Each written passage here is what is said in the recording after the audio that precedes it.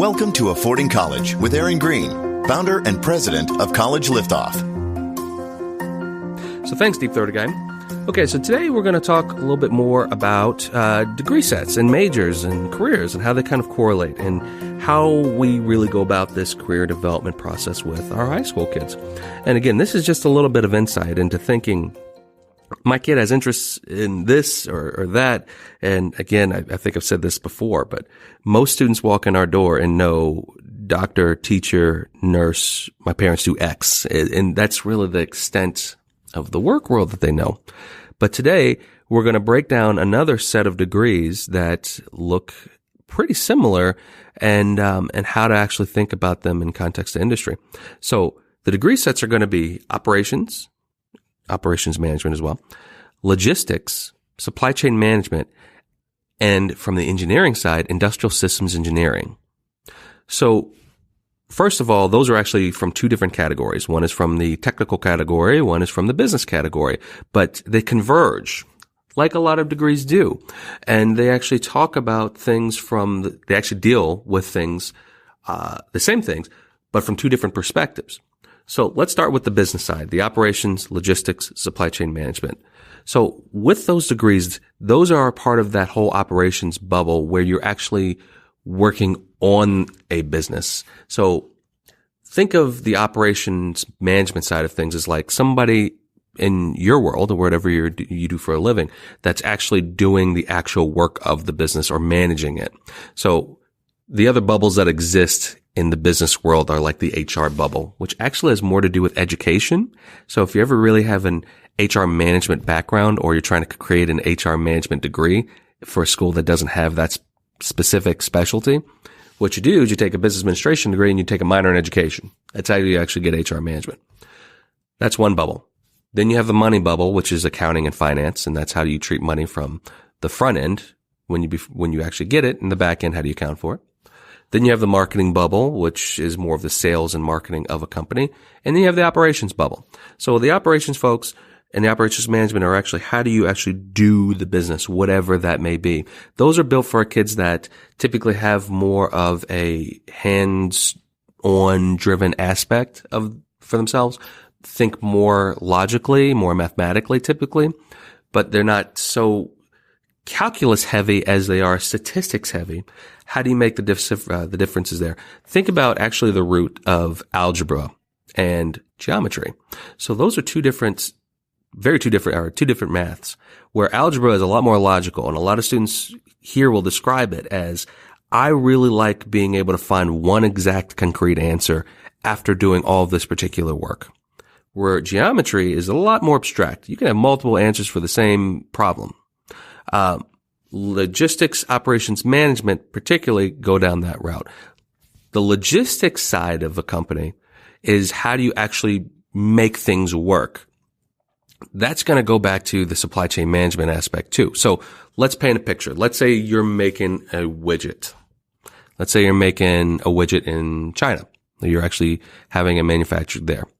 Now, you're getting ready to sell it to every target, at every target in this country. So the logistics of it is that you have to be able to get the widget made, and then you have to supply it to every target around the country.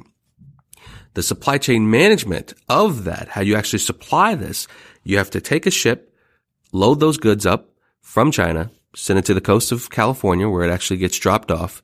Then it gets distributed to every single distribution center in Target's jurisdiction all over the country. And then from there, it probably has to go from those distribution centers to 10 different targets. Here's the catch of it all. You have to make sure it all shows up, that it's all there at the same exact time, because when the marketing team for Target releases the weekly brochure or whatnot, of the weekly paper on what's for sale, they can't do one different from Spokane, Washington than they do in Miami, Florida. So they all have to show up at the same time.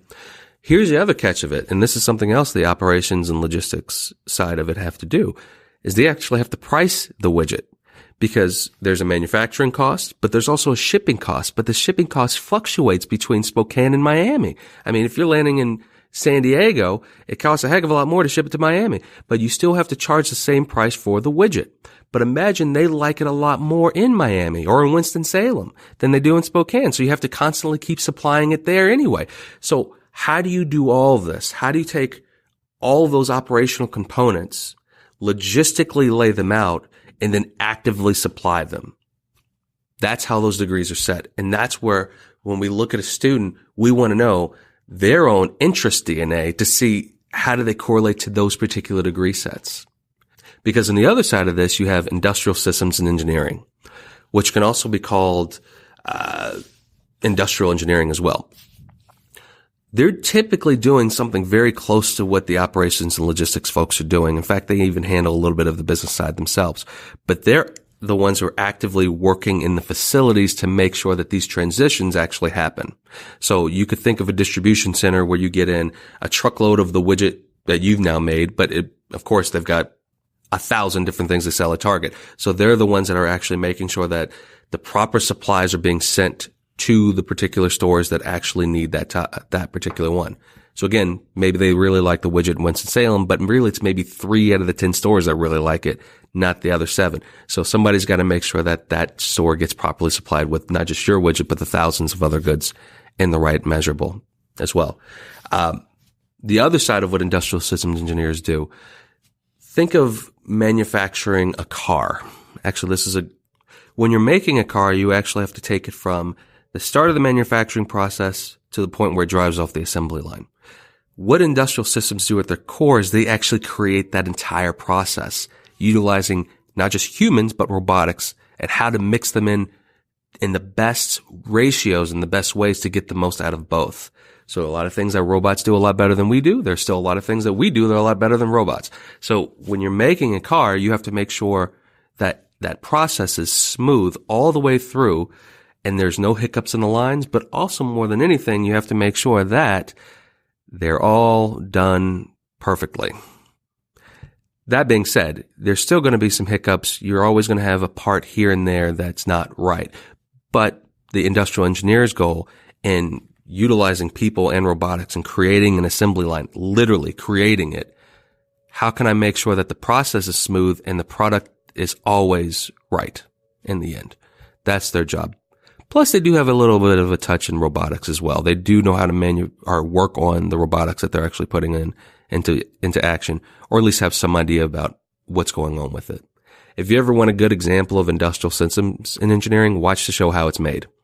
That's literally an industrial systems job, is to make sure that the whole process of whatever it is they're making in that show happens from the start of it to the end of it.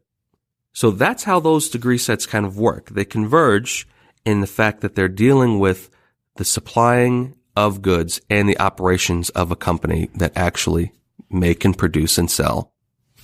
They're actually dealing with the operations and logistics of a company where they're making and supplying whatever it is that the company does. Then it gets handed over to marketing and sales to make sure it actually gets sold. College Liftoff can help empower you to make college affordable for your student. If you want to learn more about your options, Aaron will be responding directly to your emails. Email him a question at aaron@collegeliftoff.com. Thanks for listening to Affording College with Aaron Greene of College Liftoff. If you'd like more information, visit collegeliftoff.com. Circle270media.com